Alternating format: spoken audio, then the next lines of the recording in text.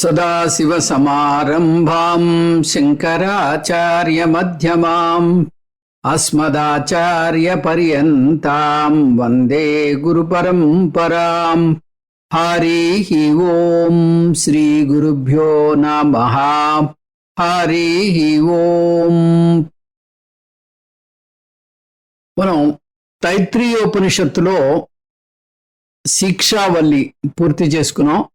ఈరోజు రెండో వల్లి అయినటువంటి బ్రహ్మానందవల్లి మొదలు పెట్టుకుంటున్నాం. మొదటి వల్లి తర్వాత ఆఖరి వల్లి శిక్షావల్లి, తర్వాత భృగువల్లి. ఇవి సాధన చతుష్టయ సంపన్నతకి కావలసినటువంటి కర్మయోగాన్ని సాధనలు దాంట్లో పొందుపరచబడ్డాయి. అయితే ఈ రెండో వల్లి బ్రహ్మ జ్ఞాన ప్రాప్తికి కావలసినటువంటి బ్రహ్మజ్ఞానం పుష్కలంగా ఇందులో మనకి దొరుకుతుంది. ఇది తైత్రీయోపనిషత్తులో చాలా ముఖ్యమైనటువంటి వల్లి.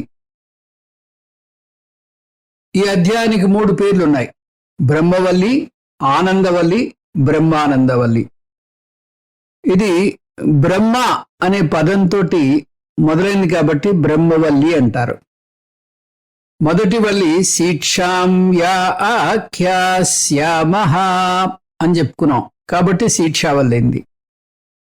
రెండో వల్లి బ్రహ్మవిద ఆప్నోతి పరం, బ్రహ్మ శబ్దంతో మొదలైంది కాబట్టి బ్రహ్మవల్లి.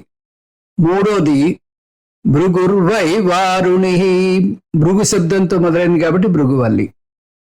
అయితే ఈ వల్లిలో ఆనందమీమాంస వస్తుంది.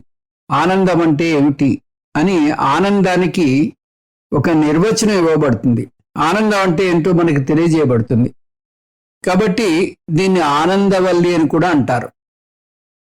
ఈ రెండింటినీ కలిపి బ్రహ్మానందవల్లి అని మరొక పేరుంది. బ్రహ్మానందవల్లి అంటే ఈ సాధకుడు ఆ బ్రహ్మానందాన్ని, అంటే ఈ లౌకికమైనటువంటి ఈ ఆనందాన్ని ఎంత మేరకు తను పొందొచ్చు అనేటటువంటి విషయాన్ని ఇందులో చాలా విస్తారంగా వస్తుంది. ఆత్మానందం అనుభవంలోకి రాదు. అయితే ఈ కోశానందం, ఎంత ఎక్కువగా ఈ ఆనందాన్ని మనం అనుభవించగలము అనే విషయం ఇందులో చాలా వివరంగా వస్తుంది. ఇంకా శాంతి పాఠంలోకి వస్తే శిక్షావలిలో శంనో మిత్రస్యం వరుణః అంటూ చెప్పుకున్నాం. అయితే ఈ బ్రహ్మానందవల్లి భృగువల్లిలో శాంతి పాఠం సహనావతు సహనౌ భునక్తు అని వస్తుంది. ఇది మొత్తం యజుర్వేదానికి సంబంధించినటువంటి శాంతి పాఠం. ఈ శాంతి పాఠాన్ని చూసిన వెంటనే మనం ఇది యజుర్వేదానికి సంబంధించినది అని చెప్పుకోవచ్చు. ముందుగా శాంతి పాఠాన్ని విశ్లేషణ చేసి ముందుకు పోదాం. ఓం సహనావతు సహనౌ భునక్తు సహ వీర్యం కరవావహై తేజస్వినావధీతమస్తు మా విద్విషావహై. ఓం శాంతి శాంతి శాంతి. ఇదే శాంతి పాఠం భృగువల్లిలో కూడా చూస్తాం. ఇది ఒక చాలా చక్కటి శాంతి పాఠం. తదితరమైనటువంటి శాంతి పాఠాలన్నిటికన్నా కూడా ఇది భిన్నంగా ఉంటుంది. ఇతర శాంతి పాఠాలు ఒక ప్రార్థనలా చేయొచ్చు, కానీ ఈ శాంతి పాఠం ప్రత్యేకించి విద్యార్థి చేసేటటువంటి ప్రార్థన. అందులోనూ వేదాంతి విద్యార్థిని ఉద్దేశించి చెప్పబడినటువంటి శాంతి పాఠం. ఈ శాంతి పాఠంలో శిష్యుడు భగవంతుడి నుంచి 5 అంశాలని కోరుకుంటున్నాడు. ఈ 5 అంశాలు ప్రతి వేదాంత శిష్యుడికి ఎంతో అవసరంగా ఉంటాయి. ఈ 5 అంశాలు ఒక వరుస క్రమంలో మనం చెప్పడం కోసం మంత్రంలో ఉండేటటువంటి వరుసను పాటించకుండా అర్థాన్ని స్వీకరించడానికి అనువుగా ఉన్నటువంటి వాక్యాలను ముందు తీసుకుంటున్నాం. 5 ప్రయోజనాల కోసం మనం ఈ శాంతి పాఠాన్ని చేస్తాం. అవి ప్రయత్నము, మేధాశక్తి, సత్సంబంధము, జ్ఞానము, జ్ఞానఫలము. ఈ ప్రార్థన ద్వారా చెప్పబడ్డాయి. అవేమిటో ఒక్కొక్కటిగా చూద్దాం. సహవీర్యం కరవావహై. సాధారణంగా మనం ఏం చేస్తామంటే అంతా దేవుడిదేనండి భారం, మనదేం లేదు. ఇది కొంతమంది పెట్టుకుంటూ ఉంటారు కూడా వాళ్ళ లోగో కింద, మనదేం లేదండి అంతా దేవుడిదే అని. ఇది శాస్త్రం ఒప్పుకోదు. మానవ ప్రయత్నం చేస్తేనే దేవుడు సహాయం చేస్తాడు. మోక్షాన్ని భగవంతుడు నిర్ణయించడు. మనం ప్రయత్నం చేస్తే భగవంతుడు తోడ్పడతాడు. మానవ ప్రయత్నం తప్పనిసరి. కాబట్టి మోక్షాన్ని 4వ పురుషార్థంగా శాస్త్రం చేర్చింది. ముందుగా భగవంతుణ్ణి జ్ఞానం ప్రసాదించమని కోరుతున్నాం. జ్ఞానం పొందాలనే లక్ష్యం ఏర్పరచుకున్నాక ఆ లక్ష్యాన్ని పొందడానికి మనవంతుగా మనం ప్రయత్నం చేయాలి. మనం ఎప్పుడు ప్రయత్నం చేస్తాం? పూర్తి బాధ్యత భగవంతుడిది కాదు, మన బాధ్యత కూడా ఉంది అని తెలుసుకున్నప్పుడే. దీన్ని ఫ్రీ విల్ అని ఇంగ్లీష్లో అంటారు. ఇది అర్థమైతే మానవ ప్రయత్నం అనేది ఎంత ముఖ్యమో మీకు తెలుస్తుంది. అంతా భగవంతుడే చూసుకుంటాడు, నేను చేయవలసిందేది లేదు అనేది శాస్త్ర సమ్మతమైనటువంటి వాదన కాదు. మనం ఆత్మస్థైర్యాన్ని పెంచుకుని మనవంతుగా మనం శ్రద్ధని ఏర్పరచుకుని శాయశక్తుల ప్రయత్నం చేస్తే ఆ భగవంతుడు కూడా మనకి ఆనుకూల్యతని కల్పిస్తాడు. ఆ భగవంతుడి యొక్క ఆనుకూల్యత ఎప్పుడైతే వచ్చిందో మనం సాధించవలసింది చాలా సుగమం అవుతుంది. మన గురువుగారు తరచూ చెప్తూ ఉంటారు, ఆ కొండల మీద ప్రయాణించేటటువంటి ఈ రైళ్ళకి 2 ఇంజన్లు ఉంటాయని. మొదట ఒక ఇంజన్ ఉంటుంది, కింద ఒక ఇంజన్ ఉంటుంది. ఆ 2 ఇంజన్ల సహకారంతోనే అది కొండ ఎక్కగలుగుతుంది. అదే మాదిరిగా ఆధ్యాత్మిక సాధకుడికి 2 ఉండాలి, 2 శక్తులు పనిచేయాలి. మానవ ప్రయత్నము, దైవ ఆనుకూల్యత. ఈ 2 ఉంటేనే మనకి పని విజయవంతం అవుతుంది.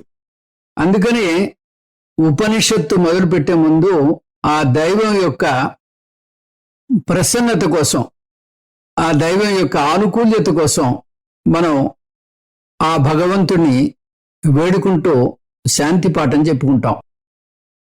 ఉద్ధరేదాత్మనాత్మానం ఆత్మానం అవసాదయేత్ ఆత్మైవ హ్యాత్మనో బంధు ఆత్మైవ రిపురాత్మనః.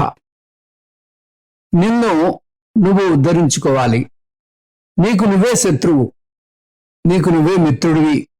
భగవత్కృప కన్నా ఆత్మకృప చాలా చాలా ముఖ్యం. ఒక ముక్కలో చెప్పాలంటే ఈ ప్రార్థనలో నా ప్రయత్నం అవసరమని, నేను ప్రయత్నం చేయడానికి అవసరమైనటువంటి ఆత్మస్థైర్యాన్ని ఓ భగవంతుడా నాకు ప్రసాదించు అంటూ కోరుకుంటున్నాడు సాధకుడు. ఇంకా 2వ అంశము ఈ శాంతి పాఠంలో మేధాశక్తి. తేజస్వినా వధీతమస్తు. వేదాంత శాస్త్రాన్ని నేర్చుకోవాలంటే శిష్యుడు కొన్ని సంవత్సరాల పాటు దీర్ఘ శ్రవణం చేయాలి. చాలా క్రమ పద్ధతిలో దశల వారీగా ఆ గురువు దగ్గర శ్రవణం చేయాలి. ఇది మనం ఇల్లు కట్టేటప్పుడు ఇటుక పేర్చి మధ్యలో సిమెంట్ వేసి ఆ ఇంటిని ఎలా కడతామో, ఒక క్రమ పద్ధతిలో ఎలా కడతామో, అదే మాదిరిగా ఆ గురువు గారు ఒక్కొక్క సిద్ధాంతాన్ని, ఒక్కొక్క విషయాన్ని అంచెలంచెలుగా బోధిస్తూ ఆ విద్యను కొనసాగిస్తాడు. అయితే ఆయన చెప్పినటువంటి ఆ విద్యని ఎప్పటికప్పుడు అందుకుని ఆ చిత్తంలో పదులుపరుచుకోవాలి. దానికి కావలసినటువంటి ధారణ శక్తి ఉండాలి. గ్రహణ ధారణ శక్తులు రెండూ కలిపి మేధాశక్తి అంటారు. ఈ మేధాశక్తి మనకి ఈ వేదాంతానికి చాలా చాలా అవసరం. కాబట్టి మేధాశక్తి నాకు ఇవ్వమని ఆ భగవంతుణ్ణి వేడుకుంటున్నాడు శిష్యుడు. ఎందుకంటే ఇది ప్రసంగం కాదు. మన క్లాస్ రూమ్లో ఎలాగైతే మనం పాఠాలు చెప్పుకుంటామో అదే మాదిరిగా ఈ వేదాంత శ్రవణం జరుగుతూ ఉంటుంది. కాబట్టి నిన్న చెప్పినటువంటిది మనం గుర్తు తెచ్చుకుంటేనే ఈవేళ చెప్పేటటువంటి విషయం అర్థమవుతుంది. అందుకని ఈ మేధాశక్తి చాలా చాలా ముఖ్యం. అందుకని శిష్యుడు నాకు మేధాశక్తిని ఇయ్యి అంటే నాకు గ్రహణ ధారణ శక్తులు రెండూ కావాలి అని కోరుకుంటున్నాడు. యశ్చందసామృషభో విశ్వరూపః ఛందోభ్యోద్యమృత సంబభూవ సమేంద్రో మేధయా స్పృణోతు. ఈ మేధాశక్తి కోసం మనం ఒక జప సాధన కూడా ఇంతకుముందు చూసాం. అదే మాదిరిగా ఈ శాంతి పాఠంలో కూడా శిష్యుడు మేధాశక్తిని అడుగుతున్నాడు. ఇంకా మూడవ అంశము సత్సంబంధము. మా విద్విషావహై. గురు శిష్యుల మధ్య సత్సంబంధం నెలకొనాలి. వారి మధ్య అభిమానము శ్రద్ధాభక్తులు ఉండాలి. గురువు శిష్యుని మీద అభిమానం కొద్దీ తన బోధను చేయాలి. శిష్యుడు శ్రద్ధాభక్తులతో వాటిని అందుకోవాలి. ఇది లేనట్టయితే ముఖ్యంగా గురుకులవాసం మాట ఎలా ఉన్నా ఇప్పుడు పాఠం చెప్పేటప్పుడు ఈ ఆధునిక కాలంలో శిష్యుడు ఆ గురువుని టెస్ట్ చేసే పద్ధతిలో ఉంటాడు. ఐ నో మోడ్ అంటారు గురువు గారు. ఐ నో మోడ్లో కూర్చుంటాడు. ఈ గురువు ఎంతవరకు కరెక్ట్ చెప్తున్నాడు.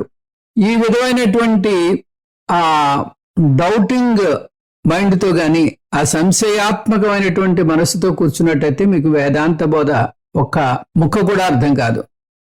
ఎందుకంటే ఇది ఆదిలో అంతా విరుద్ధంగా కనిపిస్తుంది. మన లోక వ్యవహారానికి విరుద్ధంగా కనిపిస్తుంది. వినగా వినగా వినగా దీంట్లో ఉండే సత్యమేదో బయటపడుతుంది. ఈ జగత్తు మనకింత ప్రత్యక్షంగా అనుభవంలోకి వస్తున్నటువంటి జగత్తంతా మిథ్య అంటుంది. అన్ని రకాల పరిమితత్వం ఉన్నటువంటి నన్ను ఆ పరిమితి లేనటువంటి బ్రహ్మ అంటుంది. ఈ విధంగా ఈ చెప్తున్నటువంటి బోధ ఆకళింపు చేసుకోవడానికి కొంచెం కష్టతరంగా ఉంటుంది. అది ఆ గురువుని పూర్తిగా నమ్మితేనే, ఆ గురువు గారి శాస్త్రాన్ని ప్రమాణంగా చేసుకుని చెప్తున్నారు అనేటటువంటి ఆ శ్రద్ధ భక్తులు ఉన్నట్టయితేనే ఈ శాస్త్రం మనకి బాగా ఆకళింపు అవుతుంది. అలా కాని పక్షంలో ఈ శాస్త్రం మనకి అర్థం కాదు. అందుకని మా విద్విషావహే అంటున్నాడు. మా ఇద్దరి మధ్యని ఎటువంటి పొరపచ్చాలు ఎటువంటి విభేదాలు లేకుండా మాకు ఈ విద్యను అందేటట్టు చేయి స్వామి అంటున్నాడు. ఇంకా నాలుగోది జ్ఞానం. సహనావవతు. పైన చెప్పినటువంటి మూడు అంటే ప్రయత్నము, మేధాశక్తి, సత్సంబంధం ఉంటే జ్ఞానం కలుగుతుంది. ఓ దేవా, నా ప్రయత్నము, నా మేధాశక్తి, మా గురు శిష్యుల సంబంధము కూడా జ్ఞానంలో ముగించుగాక, జ్ఞానంలో పరిసమాప్తి కాగాక. జ్ఞాన ప్రదానేన సహా ఈశ్వరః మాం అవతు.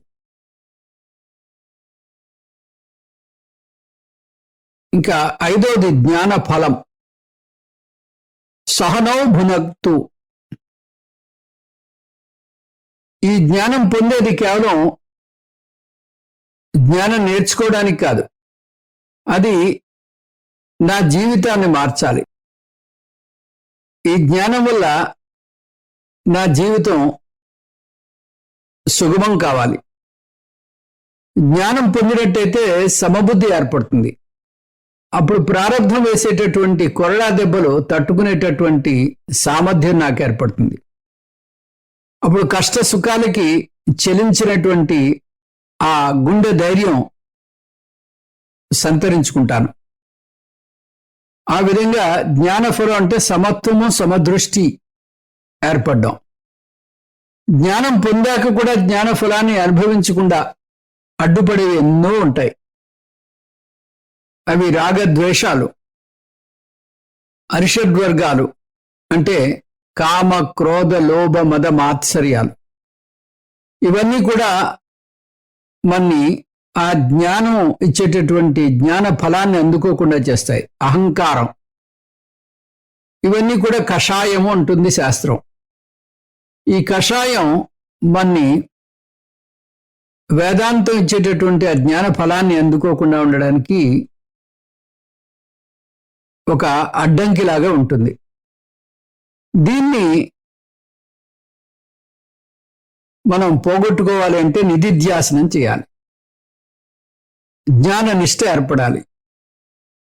దీనికి ఉదాహరణగా గురువు గారు ఏం చెప్తారంటే, మనం ఆ సంపులో ఉన్నటువంటి వాటర్ని ట్యాంక్ వరకు మోటార్ ద్వారా పైకెక్కించాం, కానీ మన కుళాయిలో నీరు రావటం లేదు. అంటే ఏం చేస్తారు, ఆ మధ్యలో పైపులో ఎక్కడో ఒక అడ్డంకి ఉంది, ఏదో అడ్డుకుంటోంది. ఆ అడ్డం తొలగిస్తేనే మనకి నీళ్ళు వస్తాయి. అలాగా మన బుద్ధిలో ఏర్పడినటువంటి జ్ఞానం మనసులోకి రావటం లేదు, అది నిష్టగా ఏర్పడలేదు. అంటే ఆ నిష్టగా ఏర్పడాలి అంటే దానికి ఈ విపరీత భావాలు అడ్డొస్తున్నాయి. అంటే జన్మ జన్మలుగా నేను దేహాన్ని, నేను మనస్సును, నేను ఇగో ఈ దేహేంద్రియ మనోబుద్ధుల్ని అంటూ ఆ నిష్టలో ఉన్నాం. ఇప్పుడు ఆ నిష్టని తప్పించి నేను చైతన్య తత్వాన్ని, నేను పూర్ణ పురుషుణ్ణి, నేను ఆనంద స్వరూపుణ్ణి అనేటటువంటి నిజంలో నిలబడగలగాలి, అనే నిజత్వాన్ని స్వీకరించాలి. ఆ నిజంలో మీరు పూర్తిగా మునిగి తేలాలి. అలా జరగాలి అంటే నిధిధ్యాసనం చేయాలి. ఆ నిధిధ్యాసనం చేసినప్పుడు జ్ఞానఫలం ఏర్పడుతుంది. కాబట్టి ఈ శాంతి పాఠంలో మనకి 5 ప్రయోజనాలు చెప్పబడ్డాయి. అవి ప్రయత్నము, మేధాశక్తి, సత్సంబంధము, జ్ఞానము, జ్ఞానఫలము. ఆ ప్రయోజనాలు ఒక్కొక్కటిగా చూద్దాం. ఇంకా ఓం శాంతి శాంతి శాంతి 3 సార్లు శాంతి చెప్తాం. మొదటి శాంతి ఆధ్యాత్మిక ఆటంకాలు లేకుండా నాకు ఈ పాఠాన్ని అందుకునేటటువంటి అవకాశాన్ని కలిగించు అంటున్నాడు. ఆధ్యాత్మిక అంటే అంత చక్కగా ఉంటుంది. శాస్త్రకృప ఉంటుంది, దైవకృప ఉంటుంది, గురుకృప ఉంటుంది, కానీ ఆత్మకృప ఉండదు. మన మనస్సు 3 అడుగులు ముందుకు వేద్దామని చూస్తే 6 అడుగులు వెనక్కి లాగుతుంది. ఇవాళ కాదులే, రేపు విందాం, రేపు కాదు ఎల్లుండి విందాం, అట్లాగా తాత్సారం చేస్తూ ఉంటుంది. అంతేకాదు మన శరీరపరంగా అనేక ఇబ్బందులు ఏర్పడతాయి.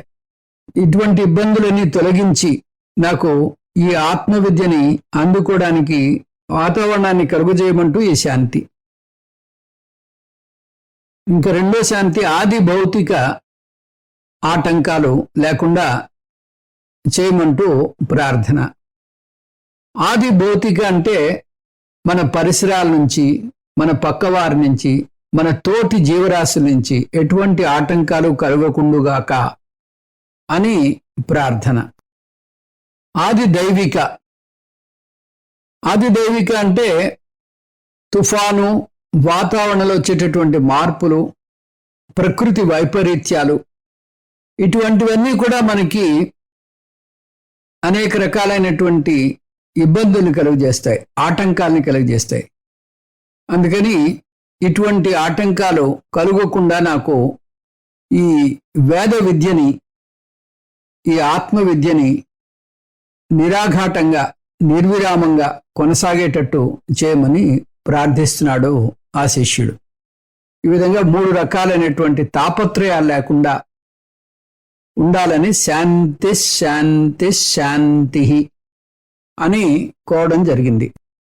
ఇప్పుడు ఈ ఉపనిషత్తు 2 రకాలుగా ఉంటుంది. అవి మంత్ర ఉపనిషత్తులని, బ్రాహ్మణ ఉపనిషత్తులని అంటారు. పద్య భాగంలో ఉంటే మంత్ర ఉపనిషత్తు అంటాం. అదే గద్య భాగంలో ఉన్నట్టయితే బ్రాహ్మణ ఉపనిషత్తు అంటాం. ముండకోపనిషత్తు, ఈశావాస్యోపనిషత్తు మంత్రోపనిషత్తులు. ప్రశ్నోపనిషత్తు, బృహదారణ్యకోపనిషత్తు, తైత్రీయోపనిషత్తు బ్రాహ్మణోపనిషత్తులు. ఈ బ్రహ్మానందవల్లి మొత్తం గద్యంలో ఉంది. 9 అనువాకాలతో ఉంది ఇది. దీన్ని 5 అంశాలుగా మనం పరిశీలన చేయొచ్చు. మొదటిది సూత్ర భాగము. వేదాంత బోధని ఒక సూత్ర రూపంలో ఈ అనువాకం 1 మనకి అందిస్తోంది. రెండోది వృత్తి భాగము. ఈ సూత్రానికి లఘు వ్యాఖ్యానం ఈ అనువాకంలో ఉంది. దీన్ని వృత్తి భాగము అంటారు. మూడోది వ్యాఖ్యాన భాగము. ఇది చాలా గహనమైనటువంటి విచారణ. ఈ చెప్పినటువంటి సూత్ర భాగానికి, వృత్తి భాగానికి వివరణ, వ్యాఖ్యానము 3వ భాగము.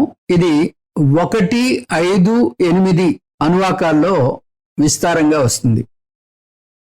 ఇంకా 4వ అంశము ఉపసంహారము. ఇది 9వ అనువాకంలో చూస్తాం. 5వది అనుప్రశ్న.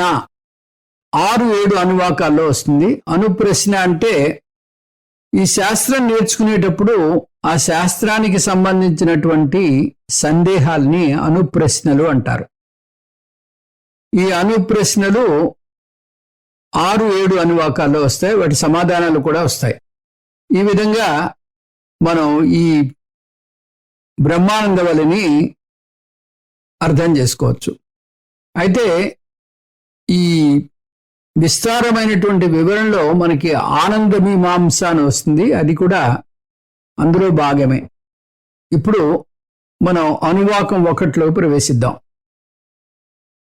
ఓం బ్రహ్మవిదా ఆప్నోతి పరం తదేషాభ్యుక్త సత్యం జ్ఞానమనంతం బ్రహ్మా యో వేద నిహితం గుహాయాం పరమే వ్యోమన్ సోస్నుతే సర్వాన్ కామాన్ సహ బ్రహ్మణా విపశ్చితేతి తస్మాద్వా ఏతస్మాదాత్మన ఆకాశః సంభూతః ఆకాశాద్వాయుః వాయోరగ్నిః అగ్నేరాపః అద్భ్య పృథివీ పృథివ్యావోషధయః ఓషధీభ్యోన్నం అన్నాత్ పురుషః సవా ఏష పురుషోన్నరసమయః తస్యేవమేవ శిరః అయం దక్షిణ పక్షః అయముత్తర పక్షః అయమాత్మా ఇదం పుచ్చం ప్రతిష్ఠ తదప్యేష శ్లోకో భవతి. ముందుగా సూత్ర భాగాన్ని చూద్దాం. మొదటి అనువాకంలో మొట్టమొదటి వాక్యం మొత్తం ఈ వేదాంత బోధ యొక్క సారాంశాన్ని చిన్న సూత్రంగా చెప్పింది. అందుకని దీన్ని సూత్రవాక్యము అంటారు. సూత్రభూత వాక్యం అని కూడా అంటారు. మొత్తం బోధన ఒక వాక్యంలో చెప్పడాన్ని సూత్రము అంటారు. ఉదాహరణకు మనం ఈ ఛందస్సు నేర్చుకునేటప్పుడు యమాత రాజబానసలగం అని చెప్తారు. ఇది ఛందస్సు అర్థం చేసుకోవడానికి ఉపయోగించేటటువంటి చిన్న వాక్యం. అలాగే మనకి శాస్త్రాల్లో అనేక రకాలైనటువంటి అంశాలు ఉంటాయి. మ్యాథమెటిక్స్లో all silver tea cups are positive అంటారు, ఫ్లెమింగ్స్ లెఫ్ట్ హ్యాండ్ రూల్. ఇలాగా రకరకాలైనటువంటి సూత్రాలు మనం నేర్చుకున్నాం. అంటే పెద్ద పెద్ద విషయాలు మనకి గుర్తుపెట్టుకోవడానికి ఒక చిన్న వాక్యంగా మనం ఏర్పరచుకుని ఆ వాక్యాన్ని బట్టి విశ్లేషణ చేసుకోవచ్చు. దాన్ని సూత్రవాక్యము అంటారు. ఇక్కడ వచ్చినటువంటి సూత్రవాక్యము బ్రహ్మవిద ఆప్నోతి పరం. ఇది సూత్రవాక్యం. ఇదేమిటో మళ్ళీ చూద్దాం. ఇంకా వృత్తి భాగము. ఈ భాగంలో సూత్రవాక్యాన్ని కొంచెం లఘువుగా సూక్ష్మంగా వివరించడం జరిగింది. తదేశాభ్యుక్త సత్యం జ్ఞానమనంతం బ్రహ్మ యో వేద నిహితం గుహాయాం పరమే వ్యోమన్ సోస్నుతే సర్వాన్ కామాన్ సహ బ్రహ్మణా విపశ్చితేతి. వ్యాఖ్యాన భాగం. ఈ వలిలో అధిక భాగం ఈ వృత్తి వాక్యాన్ని విడమర్చి చెప్తుంది. అంటే తదేశాభ్యుక్త అదంతా చెప్పాను కదా. ఇప్పుడు దీన్ని వివరిస్తూ మిగతా భాగం అంతా ఉంటుంది. ఈ వ్యాఖ్యాన భాగంలో తస్మాద్వా ఏతస్మాదాత్మన ఆకాశ సంభూత ఆకాశాద్వాయు ఏతమానందమయమాత్మానముపసంక్రామతి తదప్యేష శ్లోకో భవతి వరకు. అంటే 1వ అనువాకము, 5వ అనువాకము, 8వ అనువాకం వరకు వస్తుంది ఇది. ఇంకా ఒక్కొక్కటి చూద్దాం. సూత్ర భాగము. బ్రహ్మవిద ఆప్నోతి పరం. బ్రహ్మవిత్ అంటే బ్రహ్మజ్ఞాని, బ్రహ్మను తెలుసుకున్నటువంటి వ్యక్తి. విత్ అంటే జ్ఞాని, బ్రహ్మను తెలుసుకున్నటువంటి ఆ బ్రహ్మజ్ఞాని. ఆప్నోతి, ఆప్నోతి అంటే పొందుతాట. ఏం పొందుతాడు? పరం, అన్నిటికన్నా ఉన్నతమైనది, అన్నిటికన్నా శ్రేష్టమైనది, ఆ పరమ పురుషార్థమైనటువంటిది మోక్షాన్ని పొందుతాడు. ఎప్పుడు పొందుతాడు? చనిపోయిన తర్వాత. అంటే చనిపోయిన తర్వాత కాదు, ఇప్పుడే, ఇక్కడే. ఈ వాక్యం మొత్తం చూస్తే బ్రహ్మను తెలుసుకున్నటువంటి ఆ బ్రహ్మజ్ఞాని పరమ పురుషార్థాన్ని అంటే మోక్షాన్ని పొందుతాడు అని దీని అర్థం. మోక్షం అంటే పూర్ణత్వం. ఆ పూర్ణత్వాన్ని పొందడం వల్ల జీవితంలో ఎటువంటి కొరత ఉండదు, అతనికి ఏ కోరిక మిగలలేదు. అందువల్ల పూర్ణత్వము లేదా మోక్షము అని చెప్పుకోవచ్చు. అంటే పూర్ణత్వాన్ని పొందుతాడు లేదా మోక్షాన్ని పొందుతాడు అని మనం దీన్ని విశ్లేషణ చేయొచ్చు. ఈ విధంగా బ్రహ్మవిద ఆప్నోతి పరం అంటే బ్రహ్మజ్ఞాని పూర్ణత్వాన్ని పొందుతాడు, మోక్షాన్ని పొందుతాడు. ఈ వాక్యం నుంచి ఒక ఉపసిద్ధాంతాన్ని మనం అర్థం చేసుకోవాలి. బ్రహ్మజ్ఞాని మోక్షాన్ని పొందుతాడంటే బ్రహ్మజ్ఞాని మాత్రమే మోక్షాన్ని పొందుతాడని అర్థం చేసుకోవాలి. తక్కిన వారంతా ఎంత గొప్పవారైనా సరే వారు సంసారుల కిందకే వస్తారు. భక్తులు కూడా ఎన్ని యజ్ఞ యాగాదులు చేసినా బ్రహ్మజ్ఞానాన్ని పొందకపోతే వారు భక్త సంసారులుగానే మిగిలిపోతారు, కానీ మోక్షాన్ని పొందలేరు.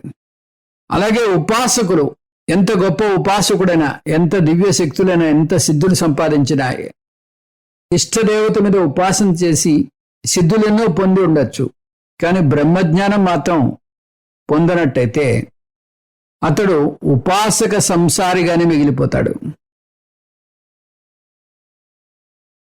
ఉపాసకులు బ్రహ్మజ్ఞానాన్ని ఇక్కడ పొందకపోయినా ఆ ఉపాసనా బలం వల్ల బ్రహ్మలోకానికి కానీ వెళ్ళగలిగినట్టయితే ఆ బ్రహ్మ ద్వారా ఈ బ్రహ్మజ్ఞానాన్ని లేదా ఆత్మవిద్యను తెలుసుకుని క్రమముక్తిని పొందుతారు.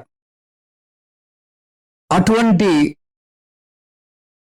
ఆ మోక్షం భూలోకంలోనే ఇక్కడే ఇప్పుడే పొందేటటువంటి అవకాశం ఈ ఆత్మవిద్య వల్ల ఉంది అని ఈ వాక్యం నిరూపిస్తోంది. యజ్ఞాలు, సమాజ సేవ, పారాయణం, జపం, పారాయణం ఇవన్నీ కూడా చాలా అద్భుతమైనవి, చాలా ముఖ్యమైనవి, ఆదరించవలసినవి, ఆచరించవలసినవి కాదంటం లేదు. కానీ వీటి వల్ల మోక్షం అయితే రాదు.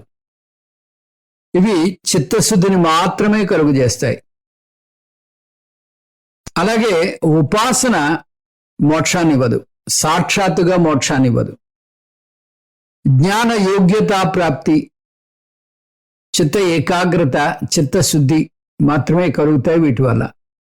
జ్ఞానాన్ని మాత్రం ఇవి ప్రసాదించవు.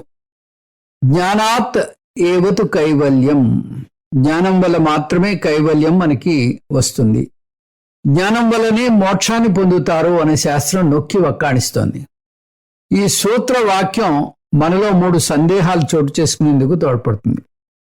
ఆ సందేహాల్ని వృత్తి తీరుస్తుంది. ముందు ఆ సందేహాలు ఏమిటో చూద్దాం. కిం తద్బ్రహ్మ, ఆ బ్రహ్మ ఎవరు? బ్రహ్మజ్ఞానం పొందితే మోక్షం వస్తుందంటే అసలు ఆ బ్రహ్మ ఎవరు? కథం తస్య వేదనం, ఆ బ్రహ్మను ఎలా తెలుసుకోవాలి? కా పరప్రాప్తి, మోక్ష ప్రాప్తి అంటే ఏమిటి? మోక్షం అంటే ఏమిటో తెలియకపోతే మోక్షం మీద మనకు శ్రద్ధ కలగదు, శ్రద్ధ ఏర్పడదు. మోక్షం యొక్క గొప్పతనం తెలియకనే కదా మానవాళ్ళంతా వేరే బాహ్య వస్తువులు అంటే పరుగు తీస్తున్నారు. మోక్షాన్ని కోరే వారిని వేళ్ల మీద లెక్క పెట్టవచ్చు. వారు కూడా మోక్షాన్ని ముఖ్య లక్ష్యంగా పెట్టుకోరు. వారికి ఉన్న అనేక లక్ష్యాల్లో ఎక్కడో అట్టడుగున దాగి ఉంటుంది మోక్షం. కొంతమంది భక్తులు భక్తిలో ఎంతగా రమిస్తారంటే తమకు మోక్షం కూడా వద్దంటారు. ఓ దేవా, నాకు మోక్షం వద్దు, నీ చరణ కమలాల సన్నిధిలో నేనుంటే చాలు అంటారు. ఇప్పుడు ఈ 3 ప్రశ్నలకు జవాబు వృత్తి భాగంలో చూస్తాం. వృత్తి భాగం చూద్దాం. తదేశాభ్యుక్త సత్యం జ్ఞానమనంతం బ్రహ్మ యో వేద నిహితం గుహాయాం పరమే వ్యోమన్ సోస్నుతే సర్వాన్ కామాన్ సహా బ్రహ్మణా విపశ్చితేతి. కిం తద్బ్రహ్మ, సత్యం జ్ఞానమనంతం బ్రహ్మ, ఆ బ్రహ్మ ఎవరు? మొదటి ప్రశ్న. ఉపనిషత్తు ఒక చిన్న వాక్యంతో జవాబు చెప్పేసింది. సత్యం జ్ఞానం అనంతం బ్రహ్మ అంది. దీన్ని లక్షణ వాక్యము అంటారు. లక్షణం అంటే నిర్వచనం. ఈ వాక్యం అక్షర లక్షలు విలువ చేస్తుంది. బ్రహ్మ యొక్క లక్షణ వాక్యంగా ఇది చాలా చాలా చాలా ప్రసిద్ధికెక్కింది. కథం తస్య వేదనం యో వేద నిహితం గుహాయాం పరమే వ్యోమన్. ఈ బ్రహ్మని తెలుసుకోవాలనే రెండో ప్రశ్నకు ఈ విధంగా జవాబు చెప్తోంది. బ్రహ్మను హృదయాకాశంలో తెలుసుకోవాలి, బాహ్యంగా పరుగులాపి అంతర్ముఖం కావాలి అంటోంది శాస్త్రం. పరాంచిగాని వ్యతృణ స్వయంభూ తస్మాత్ పరాన్ పశ్యతి నాంతరాత్మన్ కశ్చిద్ధీర ప్రత్యగాత్మానమైక్షత్ ఆవృత్త చక్షు అమృతత్వమిచ్చన్. భగవంతుడు ఈ నిర్మాణంలో ఒక మ్యానుఫ్యాక్చరింగ్ డిఫెక్ట్ చేశాట. అదేమిటంటే ఇంద్రియాలన్నీ బహిర్ముఖంగా ఆయన మనకిచ్చాడు. కళ్ళు బయటికి చూసేటట్టు చేశాడు, చెవులు బయట శబ్దాలు వినేటట్టు చేశాడు, నాలుక బయట రుచులను చూసేటట్టు చేశాడు, ముక్కు బయట గంధాలను స్వీకరించేటట్టు చేశాడు. ఈ విధంగా ఈ పంచ జ్ఞానేంద్రియాలు బయట విషయాలను స్వీకరించేటట్టుగా సృష్టించి ఇప్పుడు అంతర్ముఖం కమ్మంటున్నాడు. చూడండి చోద్యం అన్నట్టుగా ఉంటుంది ఈ మంత్రం. అయితే బాహ్యముఖంగా ఉన్నంతసేపు కూడా మనకి ఈ విషయం అర్థం కాదు. అందుకని ఎవరైతే అమృతత్వాన్ని కోరుతున్నాడో అతడు ఆ హృదయంలో, ఆ హృదయాకాశంలో కొలువై ఉన్నటువంటి ఆ సచ్చిదానంద పరమాత్మని దర్శించాలి. కశ్చిత్ ధీర, ఎవరో ఒక ధీరుడు మాత్రమే ఇటువంటి ఆత్మదర్శనం చేస్తాడు అని వివేకానంద చెప్పాడు. కా పరప్రాప్తి సోస్నుతే సర్వాన్ కామాన్ సహా బ్రహ్మణ విపశ్చితే. ఈ మోక్ష ప్రాప్తి అంటే ఏమిటి అనే మూడవ ప్రశ్నకు ఉపనిషత్తు ఈ విధంగా జవాబు చెప్తోంది. మోక్షం అంటే అన్ని కోరికలు ఒక్కసారి తీరిపోతాయి. బ్రహ్మజ్ఞాని వీటిని అన్నిటినీ పొందుతాడు. తదేశాభ్యుక్త. ఈ జవాబుల్ని ఉపనిషత్తు ఒక ఋగ్వేద మంత్రం ద్వారా చెప్తోంది. ఇతి అంటే ఇక్కడితోటి ఆ ఋగ్వేద మంత్రం అయిపోయింది అని దీని అర్థం. లక్షణ వాక్య విశ్లేషణ. లక్షణ వాక్యం అంటే చెప్పుకున్నాం, సత్యం జ్ఞానం అనంతం బ్రహ్మ అనేది లక్షణ వాక్యం అని నిర్వచనం, బ్రహ్మ నిర్వచనం అన్నమాట. ఎవరైనా మీరు వేదాంతం చదువుతున్నారు కదండి, బ్రహ్మ అంటే ఏంటో చెప్పండి అని ఒక సూటిగా ప్రశ్న వేశారనుకోండి, మీరు సత్యం జ్ఞానం అనంతం బ్రహ్మ అని చెప్పాలి. శంకరాచార్యుల వారికి ఈ వాక్యం చాలా ఇష్టం. దీని మీద చాలా విస్తారంగా ఎంతో అద్భుతమైనటువంటి భాష్యాన్ని చేశారు. ఈ భాష్యానికి ఉపభాష్యాలు కూడా ఉన్నాయి. అవి ఆనందగిరి, వనమాల, అచ్యుత, తీర్థంకర, సురేశ్వరాచార్య వీరందరూ కూడా వీటి మీద ఉపభాష్యాలు రాశారు. మనం శంకర్ల వారి భాష్యాన్ని, ఆ భాష్యంలో ఉండేటటువంటి సారాంశాన్ని చూద్దాం. సత్యం జ్ఞానం అనంతం బ్రహ్మ అనేటటువంటి విషయం మీద భాష్యం. బ్రహ్మ అంటే చాలా పెద్దది అని దాని అర్థం. బృహ్ ధాతువు నుంచి వచ్చింది. బృహత్తమత్వాత్ బ్రహ్మ, చాలా పెద్దది. దీనికి సాపేక్షికమైనటువంటి అర్థం ఉంది. మామూలుగా విశేషణం అంటే నామవాచకం గురించి తెలిపేది. ఒక మంచి బాలుడు, ఎర్ర గులాబీ, తెల్ల కారు ఇట్లా చెప్పామనుకోండి, ఈ మంచి, ఎర్ర, తెల్ల ఇవన్నీ కూడా విశేషణాలు, ఆ నామవాచకానికి సంబంధించినటువంటి విశేషణాలు. ఇక్కడ మనం లోతుగా విశ్లేషిస్తే విశేషణం నామవాచకం గురించి ఎలా చెప్తుందో అలా నామవాచకం కూడా విశేషణం యొక్క పరిధిని నిర్ణయిస్తుంది. నామవాచకం బట్టి ఆ విశేషణం ఎంత గొప్పదో చెప్పచ్చు. ఉదాహరణకి పెద్ద దోమ, పెద్ద కొండ ఉందనుకోండి. ఇక్కడ దోమకి సంబంధించినటువంటి పెద్ద, కొండకి సంబంధించినటువంటి పెద్ద రెండు ఒకటి కాదు. కొండకి సంబంధించినటువంటి పెద్ద ఇంకా పెద్దది, దోమకి సంబంధించిన పెద్ద చిన్నది. నామవాచకాన్ని బట్టి విశేషణం యొక్క పరిమితి మనకి అర్థమవుతుంది. ఈ రెండు పదాల్లోనూ పెద్ద అనే పదమే వాడాం, కానీ పక్కన ఒక నామవాచకాన్ని జత చేర్చామో ఆ నామవాచకం బట్టి ఆ పెద్దది ఎంత పెద్దది అనే విషయం తెలుస్తుంది. పెద్ద రింగు, పెద్ద ఉంగరము అన్నాం అనుకోండి. పెద్ద ఉంగరం అంటే ఎంత పెద్ద ఉంగరం అయినా వడ్డాణం అంత ఉండదు. కాబట్టి ఆ నామవాచకం ఆ పెద్ద అనే పదానికి పరిమితి విధిస్తోంది.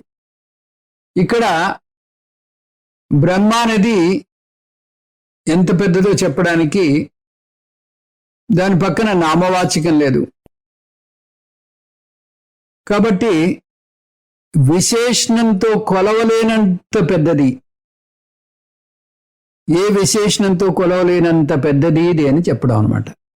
సహస్ర శీర్ష పురుష సహస్రాక్ష సహస్రపాత్ సభూమిం విశ్వతో వృత్వా అత్యతిష్ట దశాంగులం.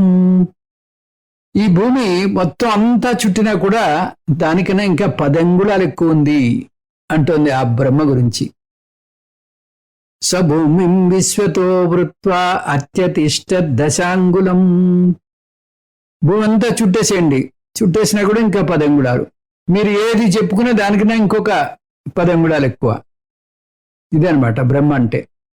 అనంతం, అనంతం అంటే సత్యం జ్ఞానం అనంతం పదాలకి మనం బ్రహ్మ అంటే ఏంటో చెప్పుకున్నాం. ఇప్పుడు అనంతం అనే పదం చూద్దాం. అనంతం అంటే నా అంతం, అంతము లేనిది, పరిమితులు లేనిది. దేనికైనా పరిమితులు 3 విధాలుగా చూడొచ్చు. దేశకాల పరిచ్ఛేదము, దేశ పరిచ్ఛేదము, కాల పరిచ్ఛేదము, వస్తు పరిచ్ఛేదము. బ్రహ్మ దేశకాల వస్తు పరిచ్ఛేదరహితము. దేశ పరిచ్ఛేదం అంటే ఒక వస్తువు ఒక చోట ఉంది అంటే మరొక చోట లేదు అని. మనమంతా ఇప్పుడు ఈ MS టీమ్స్ మీటింగ్లో ఉన్నాం అంటే మరొక చోట లేము. ఈ గదిలో ఉన్నాము అంటే ఇంకొక చోట లేము, రోడ్డు మీద లేము. కానీ బ్రహ్మ విషయం అలా కాదు, సర్వవ్యాపకము, అన్ని చోట్ల ఉంటాడు. ఆ బ్రహ్మ లేని చోటంటూ లేదు. నిత్య సర్వగతస్థాణు అచలోయం సనాతనః అంటోంది గీత. ఒక చోటుకు మాత్రమే పరిమితం కాలేదు, సర్వవ్యాపకము. కాబట్టి బ్రహ్మ దేశ పరిచ్ఛేదరహితము. కాల పరిచ్ఛేదము, ఒక వస్తువు యొక్క జీవితం కొంతకాలం మాత్రమే ఉంటుంది. ప్రతి వ్యక్తి ఒకరోజు పుడతాడు, ఒకరోజు మరణిస్తాడు. చిన్మయానంద ఈ విషయాన్ని కొంచెం హాస్యంగా చెప్తారు. ఫ్రమ్ వూమ్ టు టూంబ్, గర్భం నుంచి కాటికి దాకా అంటారు. కానీ బ్రహ్మకు అటువంటి సమస్య లేదు. న జాయతే మ్రియతే వా కదాచిత్ నాయం భూత్వా భవితా వా న భూయః. బ్రహ్మ శాశ్వతం కాబట్టి, బ్రహ్మ కాల పరిచ్ఛేద రహితం కాబట్టి బ్రహ్మకి కాల పరిచ్ఛేదం లేదు. బ్రహ్మ కాల పరిచ్ఛేద రహితము. ఇంకా వస్తు పరిచ్ఛేదం, బ్రహ్మను ఒక వస్తువుతో పోలిస్తే బ్రహ్మకు పరిమితి విధించిన వాళ్ళం అవుతాం. ఉదాహరణకి ఈ గ్లాసు చూడండి. ఈ వస్తువుని చూపిస్తే ఇది ఇతర వస్తువులన్నిటినీ నిషేధిస్తుంది. ఇది గ్లాసు అన్నప్పుడు ఇది గోడ కాదు, ఇది గడియారం కాదు, అట్లాగా కాదు కాదు కాదు అంటే మిగతా వస్తువులన్నిటినీ అది నిషేధిస్తుంది. ఇది గ్లాసు మాత్రమే అంటే గ్లాసు వరకే పరిమితము ఈ వస్తువు. ఆ విధంగా ప్రతి వస్తువు దాని పరిమితి వరకే ఉంటుంది, రెండో వస్తువుగా చెప్పలేం.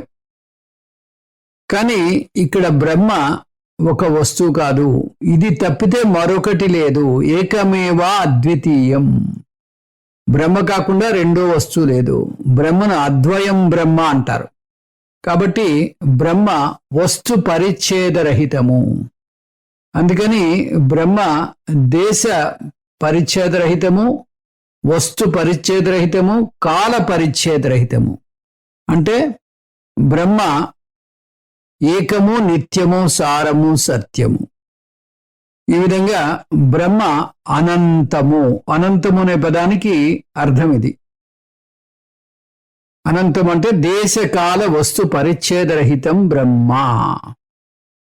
సత్యం, సత్యం పదం యొక్క అర్థాన్ని చూసే ముందు పదం అర్థం అంటే ఏంటో చూద్దాం. ఈ సత్యం పదం అర్థం చెప్పడానికి కొంచెం బాగా గహనంగా మనం పదం అంటే ఏంటో తెలుసుకోవాలి. అది వచ్చే క్లాసులో తెలుసుకుందాం. జహర్ లక్షణము, అజహర్ లక్షణము, జహద్ అజహర్ లక్షణము, ఇవన్నీ తెలుసుకోవాలి. దానికి కొంచెం ఎక్కువ సమయం కావాల్సి ఉంటుంది. వచ్చే క్లాసులో దాన్ని తెలుసుకుందాం. ఓం తత్సత్. సర్వం శ్రీకృష్ణార్పణమస్తు. ఓం పూర్ణమదః పూర్ణమిదం పూర్ణాత్ పూర్ణముదచ్యతే పూర్ణస్య పూర్ణమాదాయ పూర్ణమేవావశిష్యతే. ఓం శాంతి శాంతి శాంతి. హరి ఓం. శ్రీ గురుభ్యో నమః. హరి ఓం.